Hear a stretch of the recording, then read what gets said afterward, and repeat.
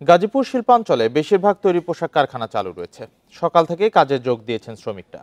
নিরাপত্তায় রয়েছে আইন শৃঙ্খলা বাহিনী। এ নিয়ে জানাতে গাজীপুর থেকে যুক্ত হচ্ছেন সহকর্মী আবুল হাসান।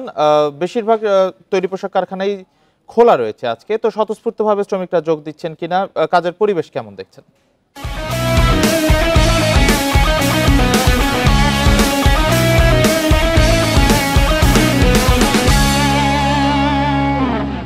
আজকে আমি খবর নিয়ে যেটি জেনেছি যে গাজীপুরে বেশিরভাগ তৈরি পোশাক কারখানা খোলা রয়েছে এবং সকালে থেকেই যারা শ্রমিক রয়েছেন দলে দলে তারা কারখানায় এসেছেন এবং যথারীতি তারা কাজ করে যাচ্ছেন। নিরাপত্তায় এখানে কারখানার নিজস্ব নিরাপত্তা কর্মী যেমন রয়েছে তেমন শিল্প পুলিশের সদস্য, সেনাবাহিনী টহল রয়েছে এবং এখানে মহানগর পুলিশের সদস্যরা কিন্তু কাজ করে যাচ্ছেন।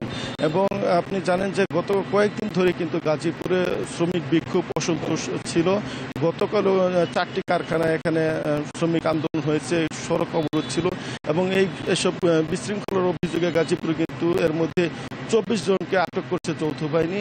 তবে গত কয়েকদিনের তুলনায় আজকের যে পরিবেশ আমি দেখেছি যে অত্যন্ত শান্ত রয়েছে। এখন পর্যন্ত আমরা শ্রমিক আন্দোলন বা বিক্ষোভের কোনো খবর এখনো পাইনি। আমি একজন অতিরিক্ত পুলিশ সুপারের সঙ্গে কথা বলেছিলাম।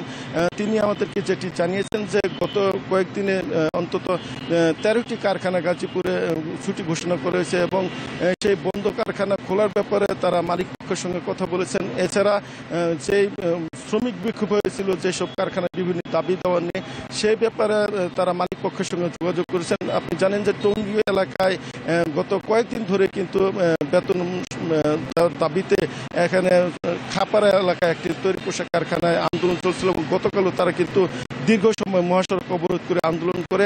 আজকে আমরা যেটি জেনেছি যে সেখানে সমস্যা এখনো সমাধান হয়নি। পুলিশ বলছে যে সমস্যার সমাধানের জন্য তারা চেষ্টা করে যাচ্ছেন। তবে এখন পর্যন্ত কোনো শ্রমিককে আমরা মহাসড়কে নামতে দেখিনি, কোনো আন্দোলনের খবর কিন্তু আমরা পাইনি। ফলে বলা চলে যে গাজীপুরে এখন পর্যন্ত শান্তিপূর্ণ পরিবেশেই পোশাক কারখানাগুলো চালু রয়েছে এবং শ্রমিকরা তাদের নিজ নিজ যে দায়িত্ব সেটি পালন করে যাচ্ছেন এবং এখানে যারা আইন শৃঙ্খলা বাহিনী তাদের তৎপরতা যেমন রয়েছে তেমনি কারখানার নিজস্ব নিরাপত্তা কর্মীরাও কিন্তু কাজ করে যাচ্ছেন।